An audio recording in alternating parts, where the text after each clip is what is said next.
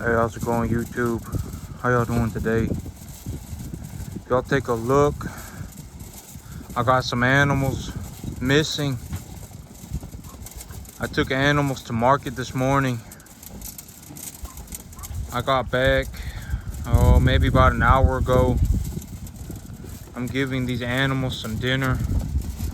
But if y'all take a look back there, that's a little guy right there. He was the animal. Originally, I was gonna take him to market this morning, but I decided to keep him for a little while longer just because. So I did a real close evaluation of this animal yesterday. I was looking at the animals, deciding what animals I would like to take to market. But if you take a look at little guy, he's still pretty lean. He still doesn't really have much of any sort of fat deposit on him. Like if I walk up to him and I press his rear end, it's pretty solid. His back is pretty solid. My hands do not sink into his back at all. When I put my hand up on his side, I don't really feel any fat. I mean, he's plump, but he hasn't really started to deposit any fat yet. And so when I see an animal like this is a good signal to me that this animal, his frame is still probably growing. Because when these animals are small, when they have that when their frames are growing real fast, it is hard for them to pack on fat. And so when their frame starts hitting about that maximum size, that's when they really start to deposit fat. And so I decided yesterday, when I was looking at this animal, I was just kind of taking a look at him, that I'm going to hold on to him for about a week or two longer, because I still think that he's putting on weight very rapidly, and he's not getting too fleshy. So when I take these animals to market, I don't want to take super fleshy animals to the market. I want them to be at maximum medium flesh. I don't want them to be light. I don't want them to be thin, and I don't want them to be too fleshy. But I want them to be right in the middle. And so this animal right here, he's a medium light flesh. He's huge. I mean, the animal is massive, but he doesn't really have any fat on him. And so if he doesn't really have any fat on him, that's a good indicator to me that this animal, his frame is still probably growing. And so I'll probably make a little bit more money pretty fast on this guy. If I just hold him for another week or two, I'll probably make an extra, maybe $10. And so I figured I'd just hold on to him. But I had a heifer calf, or excuse me, I had a heifer yearling. But this is gonna be one of the, and he's gonna go with a little guy. This one's gonna go with a little guy. And then I have a Brangus animal in here, a steer that's going to be going with them, and they're going to be some pretty good little calves at market. I'm going to make with a good bit of money on them. But my steer calf, my Brangus animal, he's got a pretty severe set of, he's got a pretty serious set of ears on him. And so I'll probably get marked a little bit on that. But other than that, I mean, I'll probably make good money. And so these animals, what I made today, I ran through my numbers before I took my animals to the sale barn today, and I actually have about $8,400 of total debt left over. And so I figure I'm gonna make about $6,500 at market today. So that means I'll still have about $2,000 left over in debt. But that's how much debt I will have after I buy the 20 more tons of hay. So I have 13 or 11 or 13 bales of hay sitting outside right now. Soybean hay, feed quality hay, sitting outside right now that I still need to feed to the animals. I've got another 20 tons of hay on the way. I've got about 2/3 of a shipping container full of corn. And so I paid for all of that. I paid for all of that with the money, and the animals that you see in front of here, or in front of me here, these animals, I have about $1,900 left that I owe the bank, but the rest of the money is just money going into my pocket. And so I figure I'm gonna have about $20,000 left over. So if I didn't buy a year's worth of feed supply, and I'll probably have to buy another load of corn I would like to buy another load of corn as soon as I can, but this time I'm thinking maybe, I know that, well, as of right now, I know that distiller grains are a little bit more expensive than corn. But I'm like, maybe, well, but I have plenty of protein supplies. This hay that I'm bringing in, it's gonna be like over 20% protein. It's a forage legume hay. It's a forage bean hay. It's got a lot of protein in it. I can get this corn. This corn that I buy is actually cheaper than the hay, and so, you know, but the distiller grains, it's gonna be a little bit more expensive than the hay. But from what I have personally seen, I need to provide these animals with a hay, or I need to provide these animals with forage, or I'm gonna end up in a situation where I could run into some major health problems on these animals. You know, these animals, when I feed them too much corn, they do get acidosis, but they don't bloat. There is a little bit of bloat that goes on, but the hay that I feed them ad libitum, so I give them hay free choice. I let them eat as much hay as they want, and these animals, they do end up bloating, but they don't, excuse me, they do end up having acidosis. They will have diarrhea, but they do not bloat. And so the hay, you know, okay, so let's say I lose one animal, right? Let's say I lose one of these animals, and one of these animals are worth, you know, $1,700–1,800. I would rather, you know, I can buy oh man, I can buy 1 ton of hay for about 200, anywhere, depending on the protein levels and the TDN of the hay. I can purchase, okay, so I can purchase a 16% protein, 60% TDN hay for $205 a ton delivered. And I can buy a 23%, about a 23% over 60% TDN forage hay for a legume bean hay for $250 a ton delivered. And I can purchase corn, commodity corn, at $215 or $205 to $215 a ton delivered. And so when I think about it like that, if I am at any risk of losing an animal due to health problems, I would do better just investing the capital in advance. And so if I lose an animal that's worth $1,800–1,900, it is much better for me to buy, you know, the 22 bales of hay for if I can buy 23 bales of hay, 1,000-pound bales of hay delivered for about $2,000. And so if I feel like there's any situation where my animals are getting unhealthy for any reason, it is better for me to invest the capital into keeping the animals healthy than it is to run that risk of having my animals be unhealthy. And so, yep, I mean, you know, by next week, I will have enough feed supplies to essentially, if I have a year's worth of feed supply left over. And here's also one thing, here's also a big thing, is that if I go out of my way in the winter to go and pick up hay on my trailer, I can put 3 bales of hay on my trailer. You know, at this point in this business, 3 bales of hay will last me about 4 days. And so that means every 4 days, every 3 to 4 days, I will have to go and buy another 3 bales of hay. And so that is what also one of my big drivers for buying such a large amount of feed in advance. I would like to have the feed so that as I scale, I don't have to worry about it. And so, you know, if I buy 1 year's worth of feed right now, here probably within the next 3 weeks, I'll be growing grass. I'll have grass that's starting to come in. And once I have my grass, it turns into a situation that when I have my grass, right, and let's say I bring in calves, I've been talking to a lot buyer. I may utilize this lot buyer. I'm just gonna have to see. I'm gonna have to run the numbers. But you know, the feed costs really do not matter to me. what matters to me is the profitability of my business.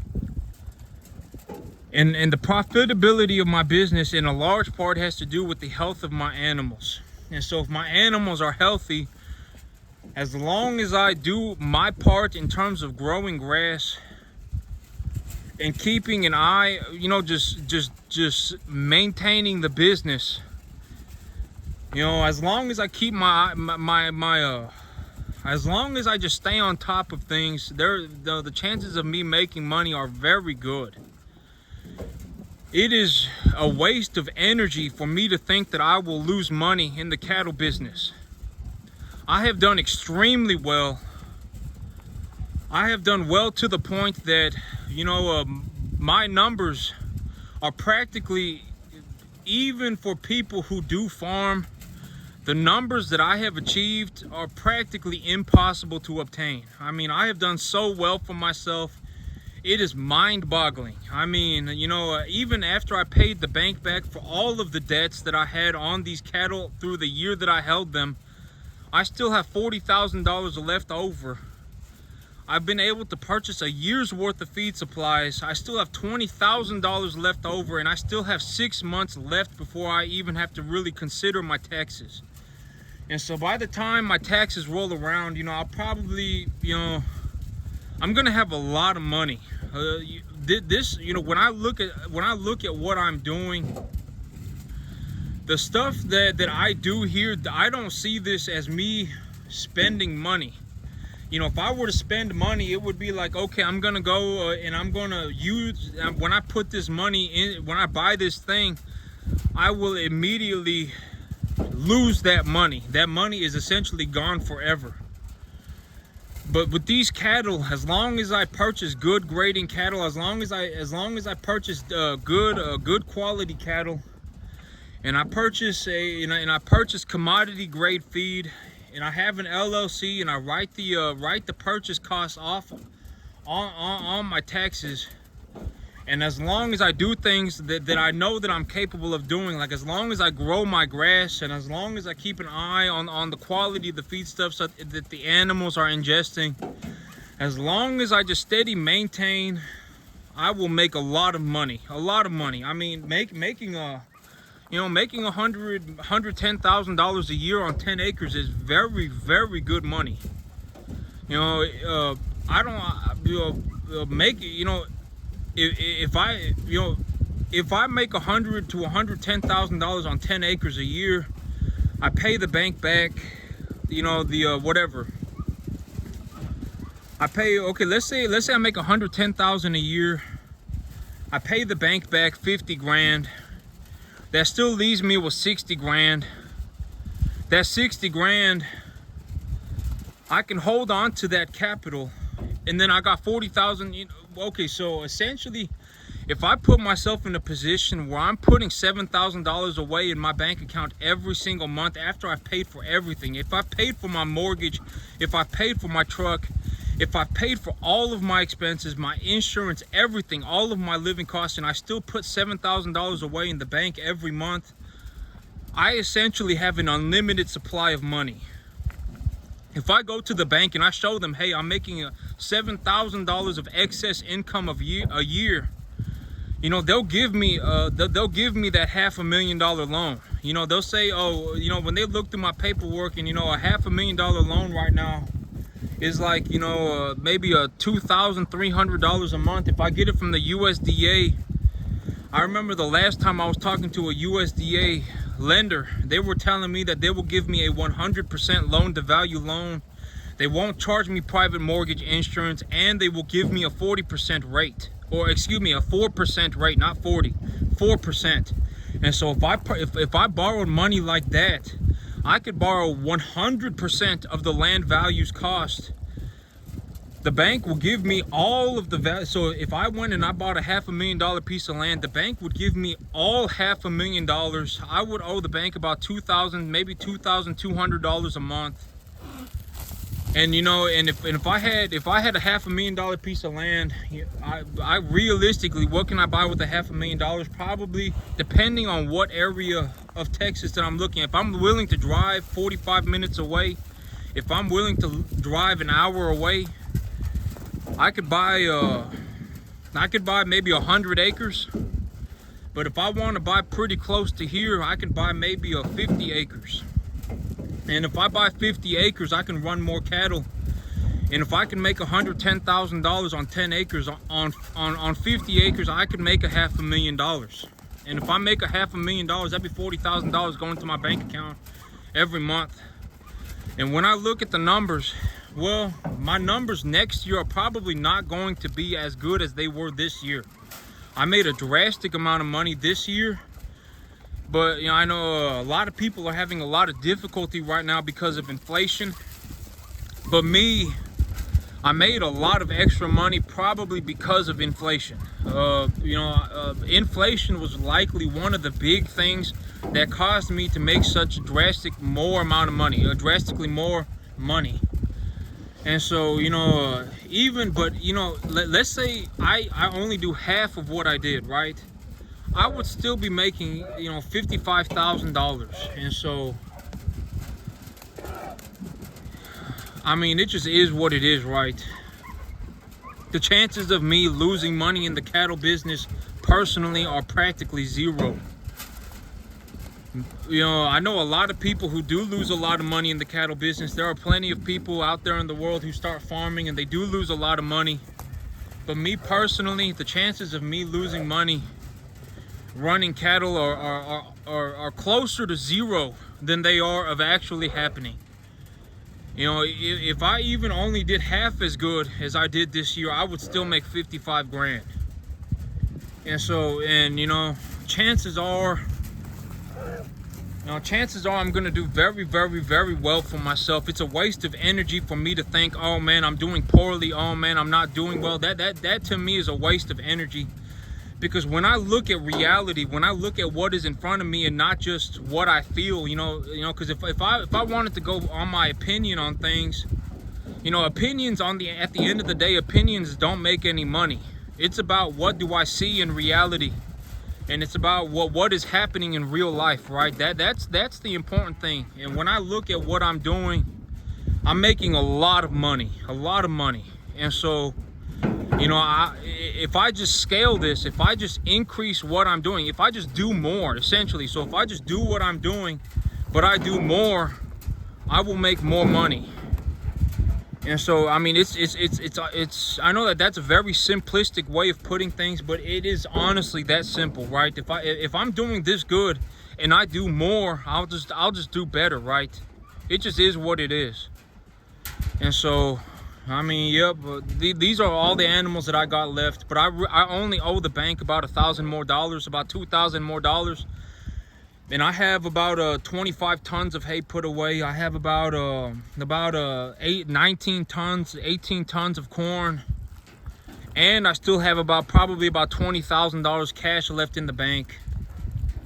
When I go to the bank here in a couple of months, I'll have to take a loan for about $125,000, and then I'm gonna have to see what I'm gonna do. Am I gonna work with an order buyer, or am I gonna go and pick up cattle myself?